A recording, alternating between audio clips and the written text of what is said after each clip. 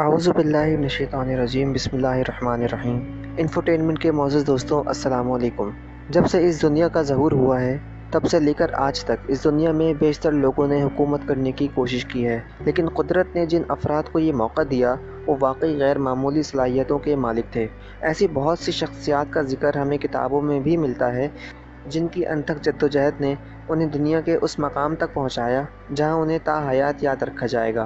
पाकिस्तान की सियासी तारीख में भी ऐसी शख्सियात मौजूद हैं जिनकी बदौलत पाकिस्तान में इनकलाब की सूरत पैदा हुई और एक नए दौर का आगाज़ हुआ। वीडियो शुरू करने से पहले हमारी अपने मोअज़्ज़ज़ नाज़रीन से गुजारिश है कि अगर अब तक उन्होंने हमारा चैनल इंफोटेनमेंट सब्सक्राइब नहीं किया है तो पहले चैनल सब्सक्राइब कर लें और बराबर में दिए गए बेल आइकन को भी दबा दें ताकि हमारी आने वाली नई वीडियोज़ आपको मौसूल होती रहें। नाज़रीन, आज जिस शख्सियत के बारे में हम बात करने जा रहे हैं वो अब इस दुनिया में तो नहीं रहे, मगर उनकी समझ बूझ, सियासी फ़ैसले, मुनफरिद अंदाज़ गुफ्तगू और दीगर खुसूसियात पाकिस्तानी कौम के दिलों में घर किए हुए हैं। हम बात कर रहे हैं जुल्फ़िकार अली भुट्टो की। जुल्फ़िकार अली भुट्टो को अवामी लीडर के नाम से भी जाना जाता है। आज की इस वीडियो में हम जुल्फ़िकार अली भुट्टो के चंद अहम वाक़यात पर रोशनी डालेंगे। 5 जनवरी 1928 को लाड़काना में जन्म लेने वाले जुल्फ़िकार अली भुट्टो के चाहने वाले उन्हें कायदे आज़म के बाद पाकिस्तान का सबसे बड़ा लीडर मानते हैं, तो मुखालफिन उन्हें मुल्क तोड़ने का जिम्मेदार भी समझते हैं। भुट्टो का मुतनाज़ होना ही गालिबन उनकी मकबूलियत का सबसे बड़ा सबब है। तख्तेदार पर झूल जाने के बाद भी उनका शख्सी सहर ख़त्म न हुआ। अगर पाकिस्तानी तारीख की सबसे ज़्यादा मुतनाज़ शख्सियात की फहरिस्त बनाई जाए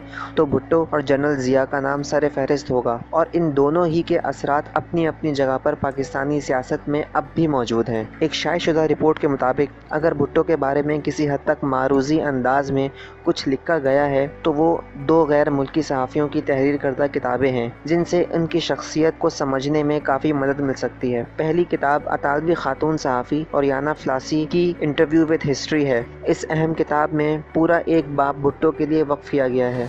इसी तरह हाल ही में भारतीय सहाफ़ी कुलदीप नायर की याददाश्तों पर मुश्तमिल किताब मंजर आम पर आई है जिसका उन्वान बियॉन्ड द लाइन्स है। बिलाशुबा भुट्टो एक ज़हीन लीडर थे और मौके से फ़ायदा उठाना खूब जानते थे। ताशकंद में जनरल अयूब और भारतीय वज़ीर आज़म लाल बहादुर शास्त्री के दरमियान जंगबंदी के सिलसिले में मुज़ाकरात हो चुके थे और जनरल अयूब ने यह भारतीय मुतालबा मान लिया था कि दोनों ममालिक जंग न करने का मुआहदा कर लेंगे। ताहम भुट्टो इस मुआहदे के ख़िलाफ़ थे क्योंकि वो कश्मीर के लिए 1000 साल तक लड़ना चाहते थे। वो बखूबी जानते थे कि कश्मीर के मसले पर भारत से 1000 साल तक जंग करने का नारा लगा कर पाकिस्तानी कौम की हमदर्दियां हासिल की जा सकती हैं। भुट्टो को ये इल्म भी हो गया था कि जनरल अयूब ने भारत के साथ होने वाले मुआहदे पर अपने हाथ से लिख दिया था कि वो मसला कश्मीर को जंग लड़े बगैर हल करेंगे। ये वो राज था जिसे भुट्टो ने आखिरी दम तक फाश नहीं किया, लेकिन अब कुलदीप नायर ने ये सारी कहानी लिख दी है। बहरहाल भुट्टो साहब के बारे में सबसे अहम मजमून ओरियाना फ्लासी का है। 1972 में इंदिरा गांधी ने ओरियाना को दिए गए एक इंटरव्यू में भुट्टो को गैर मुस्तकिल मिजाज लीडर करार दिया था कि जिस पर यकीन करना दुश्वार था क्योंकि वो बकौल इंदिरा गांधी सुबह एक बात करते थे तो शाम को दूसरी। इस इंटरव्यू के हवाले से भुट्टो इंदिरा गांधी से सख्त नाराज हुए। उन्होंने रोम से ओरियाना फ्लासी को बुलवाया और पूछा कि इंदिरा गांधी इनके बारे में क्या कहती हैं। जब ओरियाना फ्लासी ने भुट्टो को बताया कि इंदिरा गांधी कहती हैं कि भुट्टो से भला क्या बात की जाए, वो रोजाना अपनी बात बदल देते हैं और गैर मुस्तकिल मिजाज इंसान हैं। इस पर रद्द अमल का इजहार करते हुए भुट्टो ने तारीखी कलमात अदा किए। जवाब रिकॉर्ड का हिस्सा है। भुट्टो ने कहा कि इंदिरा गांधी सियासतदान की तारीफ पर पूरी नहीं उतरती क्योंकि उन्हें इल्म ही नहीं कि सियासतदान कभी एक बात नहीं करते। सियासतदान तो हर रोज नई बात करता है ताकि इसके मुखालफिन इसकी शख्सियत के हवाले से कंफ्यूज रहें। अगर वो एक ही बात करेगा तो फिर सब जान जाएंगे कि वो सियासतदान किस किस्म का है और इसकी कमजोरी से कैसे फायदा उठाया जा सकता है। भुट्टो का ये भी कहना था कि वो रोजाना नई किताबें पढ़ते हैं, नए लोगों से मिलते हैं, लिहाजा इनकी राय बदलती रहती है। ज़हीन और तालीम याफ्ता लोग ही अपनी राय बदलते हैं जबकि अनपढ़ अफराद सारी उम्र एक ही राय पर जमे रहते हैं। जुल्फ़िकार अली भुट्टो को अंदाज़ा हो चुका था कि अब जनरल अयूब ज़्यादा देर तक इक़्तिदार में नहीं रह सकेंगे, इसलिए उन्होंने ताशकंद मुआहदे को बुनियाद बनाकर अलम बगावत बुलंद कर दिया।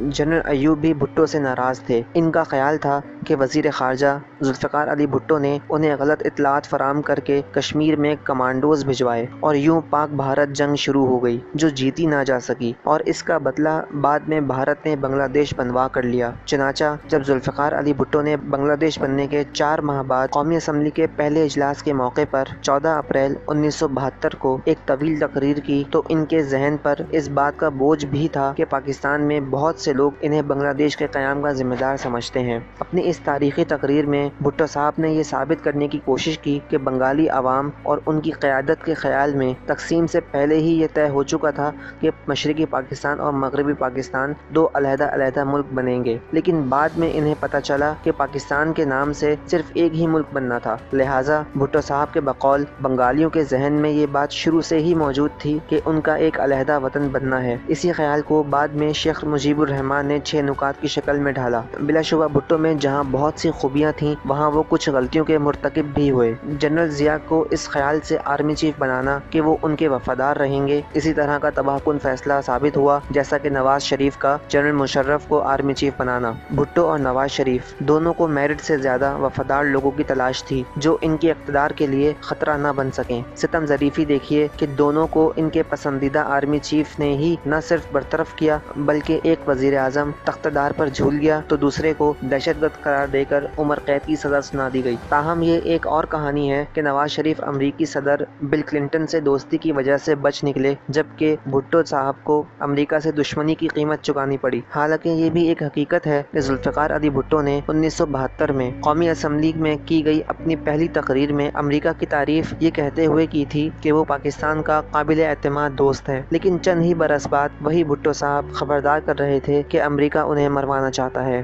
5 امریکی صدور کے ساتھ کام کرنے والے اسٹریٹجک امور کے امریکی ماہر بروس برائڈل نے اپنی کتاب avoiding Armageddon America India and Pakistan to the brink and back میں یہ انکشاف کیا ہے کہ بھٹو کو اقتدار دلوانے میں امریکہ کا بھی ہاتھ تھا۔ ان کے دعوے کے مطابق 1971 کی جنگ کے بعد امریکہ سے پاکستان واپسی سے پہلے بھٹو کو امریکی صدر رچرڈ نکسن سے ملوایا گیا۔ اس موقع پر بھٹو نے امریکہ کو گوادر میں اڈے فراہم کرنے کی پیشکش بھی کی تھی، لیکن اس وقت امریکہ کو وہاں اڈا بنانے میں کوئی دلچسپی نہ تھی۔ تاہم صدر نکسن کو بھٹو صاحب بہت پسند آئے، چنانچہ جنرل یحییٰ خان کو آل کلیئر کا پیغام دے دیا گیا، جس کا مطلب تھا کہ بہتر ہوگا کہ وہ اقتدار بھٹو کے حوالے کر دیں۔ قومی اسمبلی میں بھٹو صاحب کی مذکورہ تقریر میں جس طرح امریکہ اور صدر نکسن کی تعریف کی گئی، اسے بھی ایک تھیوری کی تائید میں پیش کیا جاتا ہے۔ ذوالفقار علی بھٹو کے کارنامے بھی بہت سے ہیں، جن میں ایک ٹوٹے ہوئے ملک کو سنبھالنا، بنگلہ دیش کو تسلیم کرنے کے لیے قوم کو ذہنی طور پر تیار کرنا، 1973 کا متفقہ آئین دینا، شملہ معاہدہ، 90,000 جنگی قیدیوں کی وطن واپسی، نیوکلیئر پروگرام کی بنیاد رکھنا، لاہور میں اسلامی سربراہی کانفرنس کا انعقاد، چین کے ساتھ دوستی کے نئے سفر کا آغاز، تیسری دنیا کے لیڈروں کے ساتھ مل کر عالمی سطح پر ایک اہم تحریک کا آغاز کرنا، مسلم ممالک کو ایک بلاک کی صورت دینا، پاکستان سے افرادی قوت کو عرب ممالک بھیجنا اور وطن عزیز کے غریبوں کو سیاسی دھارے میں شامل کرنا وغیرہ شامل ہیں۔ بھٹو صاحب کے آخری چیف سیکریٹری آفیسر خالد لطیف نے ایک صحافی کو بتایا کہ جب 1977 میں مارشل لاء لگا تو بھٹو صاحب اپنے بچوں کے ساتھ وزیر اعظم ہاؤس میں موجود تھے۔ انہوں نے جا کر بھٹو صاحب کو بتایا کہ مارشل لاء لگ گیا ہے اور فوج نے ٹیک اوور کر لیا ہے۔